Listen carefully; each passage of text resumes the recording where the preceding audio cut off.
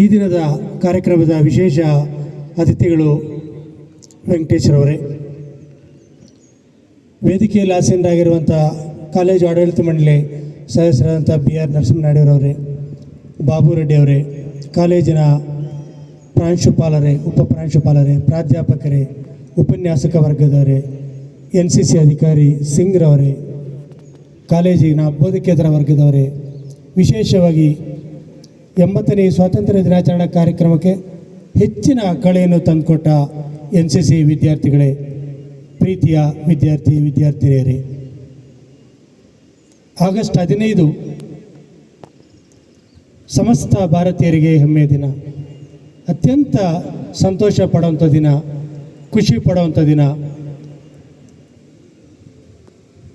ಕೋಟ್ಯಾಂತರ ಜನ ಇವತ್ತು ಹಬ್ಬವನ್ನು ನಾವು ಇಡೀ ದೇಶದಾದ್ಯಂತ ನಾವು ಆಚರಣೆ ಮಾಡ್ತಾಯಿದ್ದೀವಿ. ಈಗಾಗಲೇ ನಮ್ಮ ಹೆಮ್ಮೆಯ ಪ್ರಧಾನಮಂತ್ರಿಗಳು ಕೆಂಪುಕೋಟೆಯಲ್ಲಿ ಧ್ವಜಾರೋಹಣ ನಡೆಸಿದ್ದಾರೆ. ಮಾಣಿಕ್ ಷಾ ಪರೇಡ್ ಗ್ರೌಂಡಲ್ಲಿ ನಮ್ಮ ರಾಜ್ಯದ ಮುಖ್ಯಮಂತ್ರಿಗಳು ಧ್ವಜಾರೋಹಣವನ್ನು ನೆರವೇರಿಸಿದ್ದಾರೆ. ನಮಗೆಲ್ಲ ಇದೊಂದು ಹೆಮ್ಮೆಯ ಕ್ಷಣ ಇಡೀ ಭಾರತೀಯರಿಗೆ. ಯಾಕಂದರೆ ಸ್ವಾತಂತ್ರ್ಯ ಪಡ್ಕೊಳ್ಳೋದಕ್ಕೆ ಎಷ್ಟು ಜನಗಳು, ಎಷ್ಟು ಸಾವಿರ ಪ್ರಾಣಗಳು ಕಳ್ಕೊಂಡಿದ್ದಾರೆ. ಕಷ್ಟಪಟ್ಟು ಅವರು ಧರಿಸ್ಕೊಟ್ಟಂಥ ಸ್ವಾತಂತ್ರ್ಯವನ್ನು ನಾವೆಲ್ಲ ಇವತ್ತು ಅನುಭವಿಸ್ತಾ ಇದ್ದೀವಿ. ಆದರೆ ಇದನ್ನು ನಾವು ಸ್ವೇಚ್ಛೆ ಅಂತ ಭಾವಿಸೋ ಅಗತ್ಯ ಇಲ್ಲ. ನಾವೆಲ್ಲ ಕಣ್ಣಾರೆ ಪ್ರತಿನಿತ್ಯ ಕಾಣ್ತಾ ಇದ್ದೀವಿ. ಒಂದು ಕಡೆ ಬಾಹ್ಯ ಶಕ್ತಿಗಳು, ಮತ್ತೊಂದು ಕಡೆ ಆಂತರಿಕ ಶಕ್ತಿಗಳು ನಮ್ಮ ದೇಶವನ್ನು ಛಿದ್ರಗೊಳಿಸುವಂಥ ಪ್ರಯತ್ನವನ್ನು ಮತ್ತೆ ಮಾಡ್ತಾನೆ ಇದ್ದಾವೆ. ಆ ಛಿದ್ರ ಶಕ್ತಿಗಳನ್ನು ಬಲಿಷ್ಠವಾಗಿ ಎದುರಿಸುವಂಥ ಪ್ರಾಮಾಣಿಕತೆ ಮತ್ತು ಆ ಕೆಲಸವನ್ನು ಇಡೀ ಭಾರತೀಯರಾದ ನಾವೆಲ್ಲ ಮಾಡಬೇಕಾಗುತ್ತೆ. ವಿಶೇಷವಾಗಿ ಯುವ ಜನತೆ, ನಿಮ್ಮ ಮೇಲೆ ಸಾಕಷ್ಟು ಜವಾಬ್ದಾರಿಗಳಿದೆ. ನವಭಾರತ ನಿರ್ಮಾಣ ಮಾಡಬೇಕಾದ್ರೆ ಯುವ ಜನತೆಯ ಪಾತ್ರ ಬಹಳಷ್ಟಿದೆ. ಇಡೀ ಪ್ರಪಂಚ ಭವ್ಯ ಭಾರತದತ್ತ ಗಮನ ಹರಿಸ್ತದೆ. ಅದನ್ನು ಯುವ ಜನತೆ ಅದನ್ನು ಮರಿಬಾರದು. ಕೆಲವೇ ದಿನಗಳ ಹಿಂದೆ ದೆಹಲಿಯಲ್ಲಿ ಒಂದು ಹೋರಾಟ ಆಯಿತು. ಯುವ ಶಕ್ತಿ ಸಿಡಿದಿದ್ದರೆ ಏನಾಗ್ಬೋದು ಅನ್ನೋದನ್ನು ಇಡೀ ದೇಶಕ್ಕೆ ಮತ್ತು ಪ್ರಪಂಚಕ್ಕೆ ಅವರು ಒಂದು ಉದಾಹರಣೆಯಾಗಿ ತಂದುಕೊಟ್ಟಿದ್ದಾರೆ.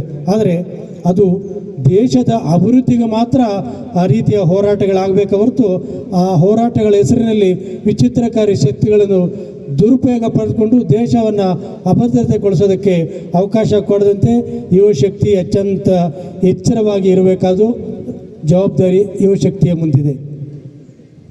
ಈಗ ಇಲ್ಲಿ ನಮ್ಮ NCC ವಿದ್ಯಾರ್ಥಿಗಳು ಪಿರಮಿಡ್ ನಿರ್ಮಾಣ ಮಾಡಿದ್ರು.